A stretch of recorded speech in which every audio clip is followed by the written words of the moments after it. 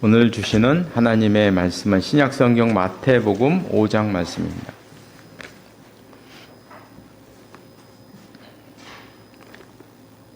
마태복음 5장 17절에서 20절 말씀.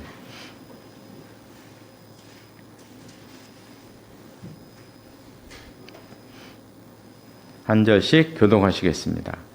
제가 5장 17절 말씀을 읽겠습니다. 내가 율법이나 선지자를 폐하러 온 줄로 생각하지 말라. 폐하러 온 것이 아니요 완전하게 하려 함이라.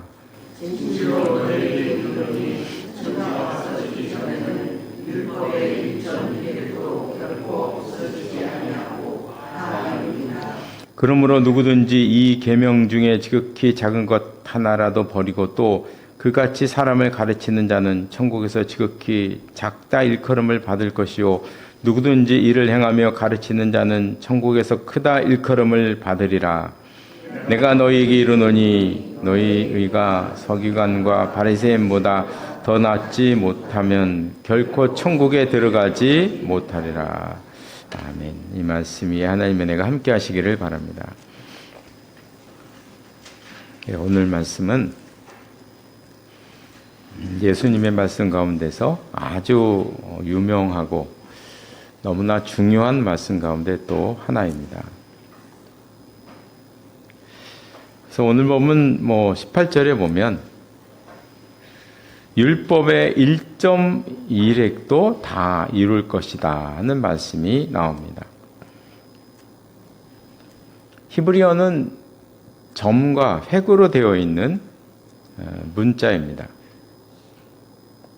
그래서 점이 어디 붙어 있는가, 위에 붙어 있는지, 아래 붙어 있는지, 위에도 왼쪽에 붙어 있는지, 오른쪽에 붙었는지, 옆에 붙었는지, 이거에 따라서 완전히 단어의 뜻이 달라지고 의미가 달라집니다. 그러므로 예수님의 이 말씀을 우리나라에 적용을 해보면, 우리나라 언어, 우리에게 적용을 한다면 하나님의 뜻이 이루어질 것이다. 율법에 계시된 하나님의 뜻이 다 이루어질 것이다. 이렇게 우리가 해석을 해야, 그렇게 강조한 말씀으로 받아들여야 그 의미가 더 확실하다고 봅니다. 어떤 분들은 이 말씀을 근거로 해서 구약 율법을 지켜야 하는 것 아닌가. 예수님께서도 1.1획을 또 다 이룬다고 하셨는데, 그리고 또 19절 말씀에 보면 작은 것이라도 버리면은 큰일 난다고 했는데 이 지켜야 옳은 것 아니냐 이렇게 말하는 사람도 가끔 있습니다. 그런데 우리는 지금 구약 율법을 지키지 않고 있죠. 지키지 않죠. 한두 개 지키더라도 그건 구약적인 의미로 지키는 것이 아니죠. 구약에 나오는 절기나 음식법이나 율법 구절이나 이런 거, 제사 의식이나 이런 것도 하나도 지키지 않죠. 그래서 구약의 율법을 지키지 않는 이유가 오늘 보면 이제 17절 말씀에서 찾아볼 수가 있습니다. 17절 끝에 보니까 우리 예수님께서 완전하게 하려 했다. 우리 예수님께서 오신 목적 중에 하나가 구약의 율법을 완성시키기 위해서 오셨다. 이렇게 이제 말씀을 하십니다. 이 말씀은 이제 이런 뜻입니다. 우리 예수님의 모든 말씀과 예수님께서 일으키신 모든 사건 속에는 구약 율법의 모든 정신이 다 녹아 들어가 있다는 거죠. 다 녹아 들어가 있다는 거죠. 그래서 우리가 예수님을 믿으면 율법의 글자를 일일이 지키지 않아도 그 율법을 통해서 보여주신 그 하나님의 뜻을, 예수 그리스도를 믿고 따름으로 그 안에 다 녹아 들어가 있다.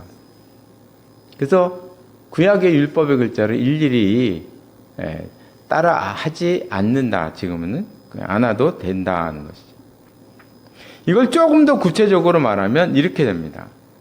예수님의 모든 말씀은 예수님의 십자가와 부활 사건 속에 다 거기서 다 완성이 되었습니다. 제가 지난번에도 한 2번 정도 제가 보여드린 것 같아요. 요 내용. 요 내용이 저는 성경 말씀 중에 제일 중요하다고 생각하고요. 성경 말씀을 해석한다든지,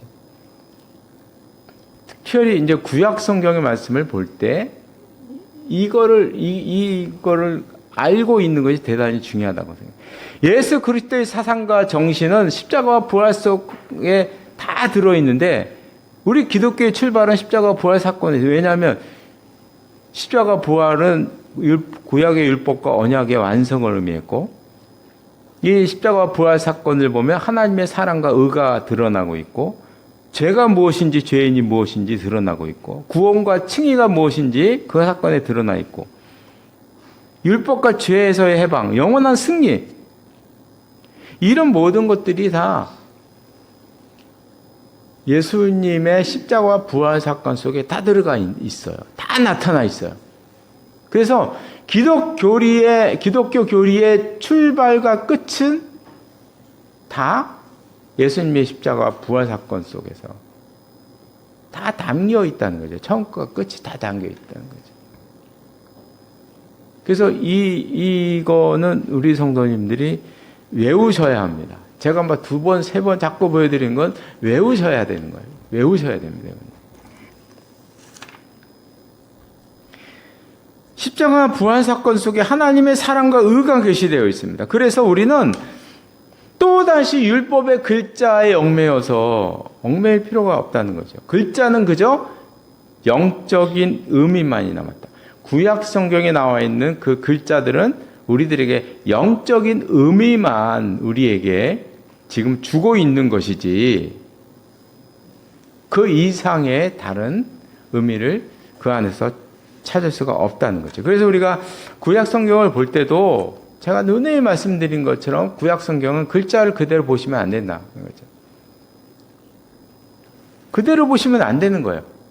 어떻게 봐야 되냐? 예수님의 십자가와 부활 사상으로 다시 해석해야 다시 봐야 되는 거예요. 그래야 그 뜻을, 의미를 알 수가 있다는 거예요, 구약은. 근데 요 과정을 너무 많이 생략을 해요, 자꾸 생략을 해요. 그래서 구체적으로 말하면 어떤 사건이 있고 어떤 사건이 이제 교회 안에서 있든지 뭐 밖에서 있든지 내게 있든지, 판단의 기준은 이것입니다. 십자가와 부활 사건에서 계시된 하나님의 사랑의 관점과 의의 관점에서 이것이 옳으냐, 그르냐, 나는 어떤 것을 선택해야 되느냐 하는 기준을 우리에게 제시한다는 거예요. 판단의 기준은 십자가 부활 사건에 드러난 하나님의 사랑과 의의 관점에서 우리는 어떻게 해야 하는가, 이것이 우리가 가져야 할 중요한 질문인 거예요. 그것으로 판단의 기준을 삼아야 한다는 것이죠. 그 성경의 글자로 판단의 기준을 삼으면 안 되고, 예수님도 그렇게 하셨습니다. 길어서 읽진 않았는데요, 21절 위에 보면 너무나 잘하는 말씀들이 나오잖아요. 우리 예수님께서 직접 구약을 해석을 하셨어요. 그래서 이 5장의 21절 이후의 이 말씀은 성경을 해석할 때 너무나 귀중한 자료예요. 우리에게 기준을 제공해 주고 있는 말씀이에요. 우리에게 기준을 제공해 줘요. 어떻게 우리가 성경을 구체적으로 해석을 해야 되느냐, 이거를 알려주고 계시다는 것이죠. 그래서 2 종류의 말씀으로 나눌 수가 있는데요. 제일 처음에 보면 10계명의 말씀을 예수님께서 재해석하고 계세요. 그래서 21절에 보면 살인하지 말라. 이 10계명 중 5계명이죠. 네, 살인하지 말라. 이 말씀. 그리고 27절에 보면 간음하지 말라 하는 이 10계명이 또 하나의 말씀. 이 말씀을 예로 들어서 10계명을 재해석하시는 거예요. 예수님께서 이제 하실 때 우리가 감당할 수 없는 무시무시한 말씀으로 해석을 하셨죠. 그래서 22절에 보니까 노하는 자마다 심판을 받게 되고 형제에 대하 라가라 하는 자에게, 우리말로 하면 쌍시옷 들어간 말을 하는 자는 뭐 공에 잡혀가고 미련하다 하면 뭐 지옥불에 들어가고, 참 우리가 감당할 수 없는 말씀을 하셨어요, 예수님께서. 그래서 이것을 어떻게 해석해야 되냐 많은 분들이 물어보기도 하고 어려운 사실 개정이죠. 근데 이 말씀을 볼 때는 중요한 게 왜 예수님께서 이렇게 말씀을 하셨는가 하는데 초점이 있어야 돼요. 왜 이렇게까지 말씀하셨는가? 그거는 유대인들은 살인하지 말라, 간음하지 말라 하는 말씀을 이렇게 했어요. 자기는 살인하지 않았으니 자기는 의인이다. 자기가 의인이라는 것을 드러내기 위해서 이 계명을 사용합니다. 나는 간음을 하지 않았으니 나는 의인이고, 간음을 한 저 창녀는 죄인이다. 지옥불에 떨어져야 할 죄인이다. 이렇게 이제 해석을 하는 거죠. 나는 거짓말을 하지 않았으니 나는 의인이고, 거짓말하는 저 세리는 그 당시 뭐 거짓말하는 사람의 대명사는 세리거든요. 세리는 죄인이다. 이렇게 얘기하는 거죠. 그러니까 유대인들은 계명을 사용을 해서 자기 의를 드러내고 다른 사람을 비판하는 데 사용을 한 거예요.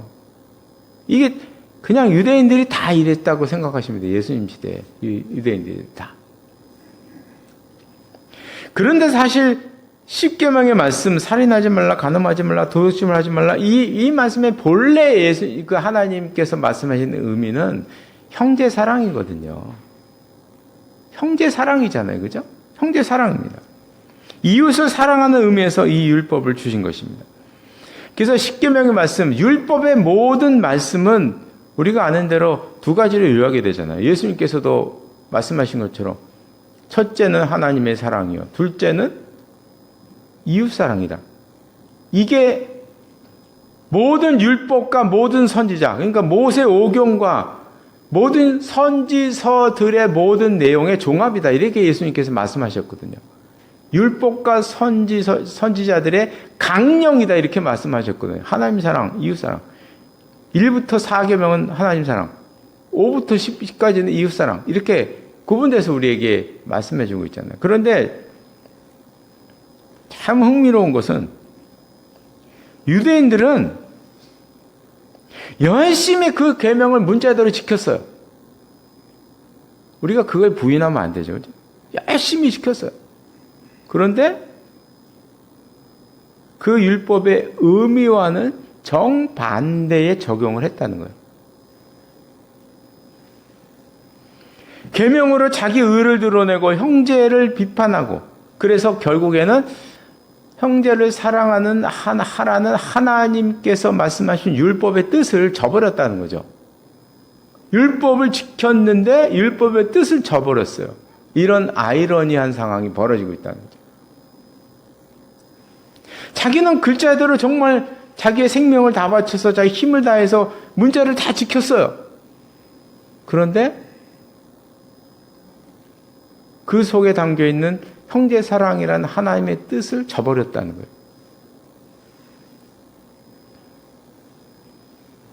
예수님께서는 지금 그런 유대인들의 생각을 비판하신 것이죠. 하나님의 말씀의 중심은 사랑이라는 걸 지금 우리 예수님께서 본래 의미, 이웃사랑이다. 본래의 의미를 아주 강력하게 지금 말씀을 하시는 것입니다. 저는 어느 교회에서 있던 일인데, 교회 안에 너무 갈등이 많은 가정이 있었대요. 갈등은 누구나 다 있지만, 이건 그 정도의 갈등이 아니고, 온 교인들이 다 하는 갈등. 그래서 너무 이제 심각하니까, 뭔 일이 일어날 것 같으니까, 목사님이 이제 오시라고 해서 이런 말씀을 하셨대요. 가정에서 중요한 것은 옳고 그름이 아닙니다. 어떻게 하면 가정을 사랑할 것인가? 거기에 집중을 해보세요. 그래서 그 이후로 좋아졌는지 안 좋아졌는지 그 후의 얘기를 못 들었어요. 그런 말씀을 하셨다고 어느 목사님이 얘기하시는 걸 들었어요. 저는 이제 오늘 이렇게 사랑에 대한 생각을 하는데 제가 그동안 잊어먹고 있던 이 일이 갑자기 생각났어요. 이 연초라 생각이 난 것 같아요. 제가 어느 교회에 이제 부임을 했는데 보통 1월 달에 이제 인사하고 부임 인사하고 이제 시작하잖아요. 1월 첫째 주 아니면 둘째 주에 분명히 아마 첫째 주, 둘째 주 2주 연속해서 일어나니까요. 제가 이제 부임해서 이제 사무실에 가서 이제 주일날 사무실에 이제 갔어요. 이렇게 갔는데 제 책상 위에 큰 망치가 하나 이렇게 올려 있는 거예요. 한번 상상을 해보세요. 제가 지금 막 부임한 거예요. 그래서 첫 번째 이제 교회에서 성도들에게 주일 예배 때 인사를 하잖아요. 인사를 드리고 제 자리에 왔는데 커다란 망치, 조그만 망치가 아니, 이따만한 망치가 하나 딱 놓여 있는 거예요. 그 망치가 지금 저기 창고 안에 있습니다. 아니, 망치는 잘못이 없기 때문에 제가 갖고 있어요. 버릴 수도 없고 저거 어떻게 해. 게다가 그냥 갖고 있어요. 다 잊어먹어서 생각이 해서 있어요. 궁금하시면 있다고 보시면 됩니다. 뭐 망치가 이렇게 와 있냐. 그 다음 주 됐어요. 주일날 이제 예배 드리고 저도 이제 제 사무실에 딱 갔어요. 그랬더니 드라이버가 한 3개가 이렇게 쫙 뭉쳐서 있는 거예요. 드라이버가 있어요. 드라이버 중에 하나가 아직도 집에 있습니다. 쓰고 있어요. 그거는 잘못이 없기 때문에 버릴 수도 없고 그래 갖고 있는데. 이건 심각한 거다. 이건 보통 일이 아니다. 그래가지고 전도사님께 이거 누가 가져다 놓은 것 같아요. 그랬더니 짐작 가는 분이 있습니다. 얘기해 주더라고요. 그래서 이제 그분을 이제 모셔다가 이야기를 들었어요. 그랬더니 남편이 그것 가지고 자기를 죽이려고 그러는데 남편과 딸이 있고 남편, 자기 딸 이렇게 셋이 사는데 그것 가지고 남편이 자기와 딸을 죽이려고 위협했기 해서 그냥 없애려고 없애가지고 갔는데 어디다 둘 데가 없어가지고 교회 목사님 자리에서 자리에 뒀대요. 진짜 그 얘기 듣고 충격을 먹었다는 거 아니에요. 세상에 뭔 가정에 이런 일이 있냐. 그동안 그 가정 몇 번 찾아가고 남편 몇 번 만나고. 근데 보니까 남편이 뇌수술을 했대요. 그러니까 맨날 똑같은 것만 해. 맨날. 그래서 그럴 때는 분리시켜야 되거든요. 그 첫째는 그런 일이 있으면 분리시켜야 돼요. 뭐 이유 따질 거 없어요. 무조건 분리시켜야 돼요. 그래서 분리시키려고 했더니 딸이 아빠 불쌍하다고. 안 된다고. 아빠 불쌍하다고. 돌아가실 때까지 옆에 있어야 된다고. 그래서 그냥 그렇게 같이 사셨어요. 저는 아직 갑자기 제가 어저께 밤에 생각이 났어요. 이게 갑자기 생각났어요. 잊어버렸던 거를. 망치도 갑자기 생각났어요. 그래서 하여간 그렇습니다. 사랑이 중요하다. 교회도 비슷하잖아요. 법이 먼저냐, 규례가 먼저냐, 사랑이 먼저냐. 언제나 사랑이 먼저인 거죠. 그건 따질 게 없는 거예요. 사랑이 먼저인 거예요. 법을 잃으면 일부분의 문제가 생기지만 사랑을 잃으면 모든 것을 잃는 것입니다. 그래서 예수님께서 지금 그 사랑을 일깨워주고 계시는 거죠. 아주 충격적인 말씀으로 사랑을 해라. 예수님께서 구약을 해석하시는 두 번째 말씀이 33절 이후에 나옵니다. 이 맹세에 대한 얘기를 하고 있어요. 33절 이후에 나오는데요. 33절을 보니까 옛사람에게 말한 바 헛맹세를 하지 말고 내 맹세한 것을 주께 지키라 하셨다는 것을 너희가 들었으나. 율법에는 서원하는 규례가 있고요. 서원하는데 제사도 있고요. 그리고 서원을 했던 많은 사람들도 성경에 나와 있습니다. 근데 우리 예수님께서는 맹세 자체를 하지 말라고 말씀하셔요. 아주 강조하시죠. 하늘로도 하지 말고, 하늘로도 하지 말라. 왜? 하나님의 보좌이니까. 땅으로도 하지 말라. 예루살렘으로도 하지 말라. 아무것도 하지 말라. 이렇게 말씀을 하고 있어요. 이렇게 금지하는 데는 이유가 있는 거예요. 맹세라는 건 내가 하나님께 하겠다고 얘기하는 거잖아요. 그죠? 뭐 선교사가 되겠습니다. 이런 거잖아요. 근데 이런 맹세 뒤에는 내가 내 힘으로 그것을 할 수 있다는 교만한 마음이 들어가 있다는 거예요. 그래서 36절에 보면 내 머리로도 하지 말라. 이는 너가 한 터럭도 휘고 곱게 할 수 없다. 이런 얘기를 하잖아요. 그러니까 그런 교만 때문에 지금 예수님께서 지적하고 계시는 거죠. 실제로 바리새인들은 이제 공개적으로 맹세하기를 좋아합니다. 이게 맹세를 해야 돼요. 공개적으로 해요, 그 사람들은. 뭐 자기는 이제 자기를 드러내고 자랑하려고 하는 거죠. 나는 뭐 30년간 나신이로 살았다. 뭐 나는 10년간 살았다. 뭐 이렇게 이제 그런 것이 이제 경력이 되면서 다른 사람들을 우습게 여기고 이제 자기를 높이는 교만함의 극치를 이룬 게 맹세였어요. 교만함의 극치. 신앙생활 하다 보면 신앙이 경력이 되는 경우가 많아요. 바리새인들이 그런 거죠. 나는 뭐 이렇게 큰 맹세를 시켰어. 뭐 나시린으로 나는 30년을 살았어. 이게 평생 따라다니는 자기의 경력이 돼버리는 거죠. 너희들하고는 달라. 이거 얘기죠. 나는 30년 했어. 그건 너희들하고는 난 달라. 이런 얘기. 교회에서도 그런 얘기 참 많이 듣습니다. 나는 찬양대 60년 한 사람이야. 예, 찬양대 60년 했어. 뭐 들었거든요, 저도. 60년 했어요. 심지어는 기도도 경력이 돼요, 기도도. 막 명함에다가 막 40일 금식 기도를 나는 몇 번 한 사람이야. 이거 명함에다가 이렇게 하고 다녀요, 진짜로. 전 그런 명함 한 두세 번 봤어요, 지금까지. 명함에다 목사님들이 이렇게 해놓고 다니. 난 기도 몇 번 한 사람이야, 이렇게. 그래서 교회 생활 하다 보면 참 이상한 일이 있어요. 그게 뭐냐면, 기도 많이 하는 사람일수록 대화가 안 돼. 참 미스테리합니다. 지금도 미스테리예요. 기도를 많이 하면 사랑이 많아져야 되는 거 아닐까요? 그죠? 기도를 많이 할수록 사랑이 많아지고 대화가 잘 되고 푸근히 감싸주고 이렇게 해야 되는데 기도를 많이 한 사람이라고 소문난 사람 치고 대화된 사람이 없어요. 지금까지 대화가 안 돼요. 대화가. 그래서 저는 그렇게 되는 이유가 뭔가 간단합니다. 자기가 기도를 더 많이 했으니 신령한 위치에 있다는 얘기예요. 간단합니다.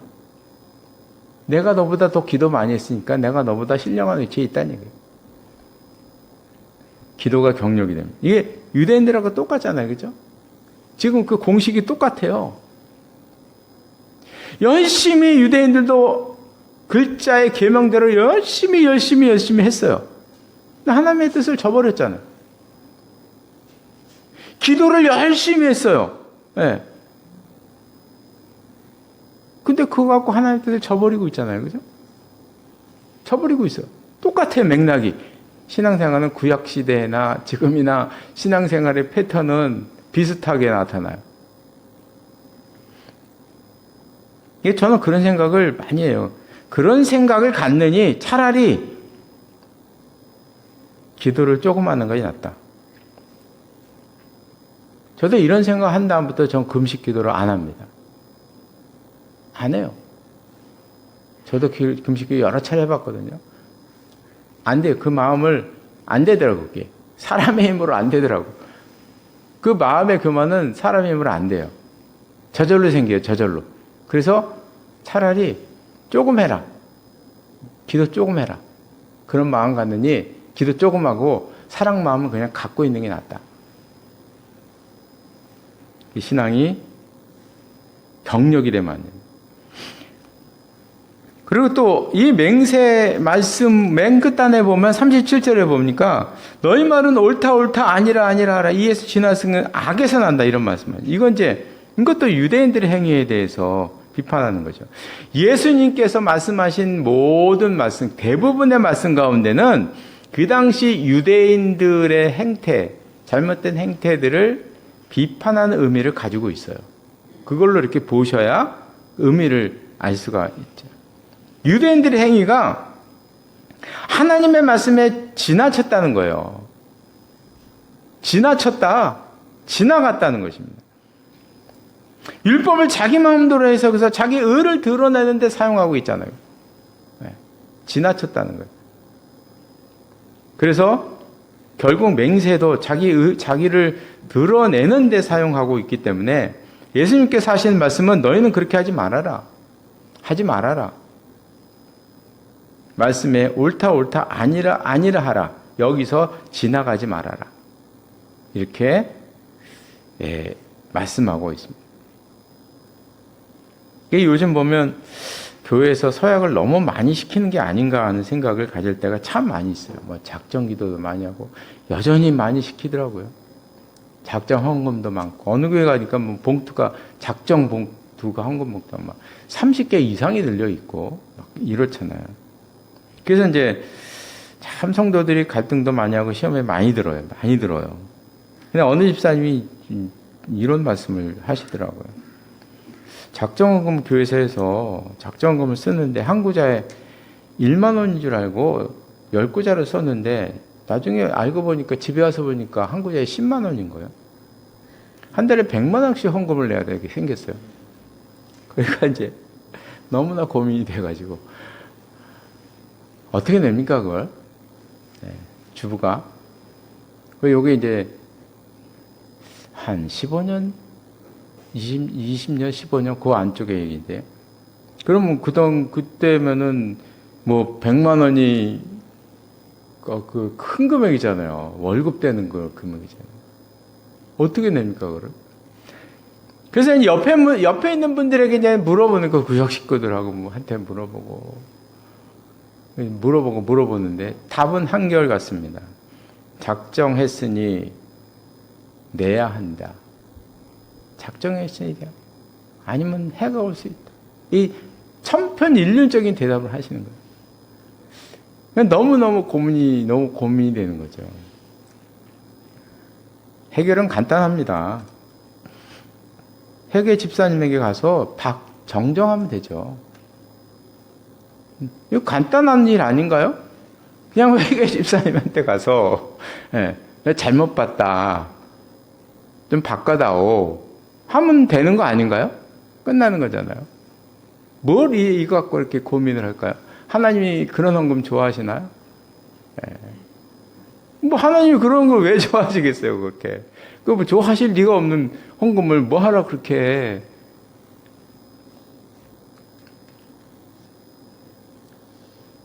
서약이라는 것에 얽매여서 하나님의 뜻을 저버리고 있잖아요. 서약에 얽매여서 그 글자에 얽매여서 그러니까 이게 구약시대 유대인들의 모습과 지금 우리들의 모습이 너무 흡사하다니까요. 그게 얽매여가지고 지금 하나님의 뜻을 저버리고 있어요. 하나님의 뜻이 뭔지 묻지도 않아. 따지지도 않아.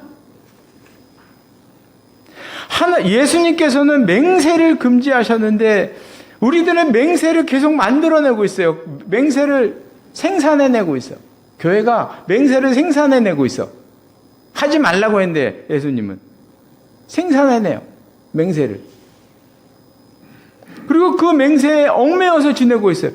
하나님이 보시면 얼마나 답답할까요? 한국 교회 보면은 막 교회가 맹세를 생산해내. 서약을 생산해내. 매번. 도대체 이게 뭔 일입니까?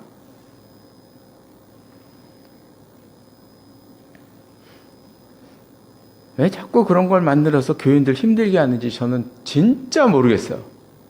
이유는 하나죠. 자기 그 현금 배불리고 하는 거 아닌가? 그 이상 뭐가 있나? 아무리 생각해도 그 이상이 없어. 예, 그 이상이 없어요, 저는. 예, 이제 말씀을 마치겠습니다. 우리 아이들에게는 자기주도 학습이라는 게 있잖아요. 그죠? 저는 신앙도 자기가 의지를 가지고 작정하는 것은 경우에 따라서 좋은 경우가 있다고 생각을 합니다. 자기가 스스로 결정해서 난 이걸 이루리라. 긍정적이잖아요. 그죠? 좋은 면이 저는 있다고 생각합니다. 왜냐하면 우리에게 하나님께서 자유를 주셔서 우리 인생을 허용하셨으니까 그 허용의 범위에서 내가 내 의지를 가지고 나 이거 해보겠습니다. 얼마나 이게 내 의지를 가지면 좋겠어요. 그런데 남이 작정해 놓은 걸 따라하는 거 이거는 하지 말아야 되는 거지. 이거는 남이 작정해 놓은 거 그거 왜 따라가나요? 그 따라가면요 본질을 잃어버립니다. 아무리 신앙생활을 열심히 하고 충성을 다한다고 해도 본질을 잃어버리게 된다니까. 다 지금까지의 모든 경우 구약도 그렇고 지금도 우리 교회들의 모습도 그렇고 아무리 충성하고 아무리 해도 그 속에 들어가 있는 하나님의 뜻을 이루지 못하고 있는데 의미가 없잖아요. 의미가 뭐하라 그런 걸 하냐 거죠. 그래서 모든 신앙생활 가운데 가장 중요한 가치는 하나님 사랑과 형제 사랑이다 하는 이 두 가지의 예수님의 말씀은 변치 않게 우리가 마음속에 간직해야 할 가치다 하는 것을 우리가 늘 기억하셔서 그것을 넘는 어떤 신앙행위는 있을 수가 없죠. 넘는 것을 그걸 깨는 신앙행위가 있을 수 있을까요? 없잖아요. 그것을 우리가 마음속에 간직하고 지내는 우리 모두가 되시기를 바랍니다. 기도하시겠습니다. 하나님 아버지, 우리 예수님께서 그 당시 유대인들의 그 오만함, 계명을 가지고 자기 의를 드러내고 형제를 판단하는 이런 오만함, 맹세함을 가지고 자기를 드러내고 형제들을 낮게 보는 이런 교만함됨을 우리 예수님께서 지적하시고 형제 사랑을 이루지 못하는 그런 모든 모습은 의미가 없다 하는 의미에서 십계명을 다시 해석하시고 맹세하지 말라는 그런 말씀을 하시는 것을 저희들이 보았습니다. 하나님, 저희들도 유대인처럼 열심히 신앙생활하고 충성함으로 오히려 형제를 판단한 것은 아니었나 하는 생각을 해봅니다. 저희들에게 은혜를 베풀어 주셔서 우리 예수님께서 우리에게 가르쳐 주신 하나님 사랑과 이웃 사랑이라는 이 중요한 가치를 우리 마음속에 품게 하시고 그 가치를 잃지 않고 살아가는 저희들의 삶이 될 수 있도록 인도하여 주시옵소서. 예수님의 이름으로 기도드리옵나이다. 아멘.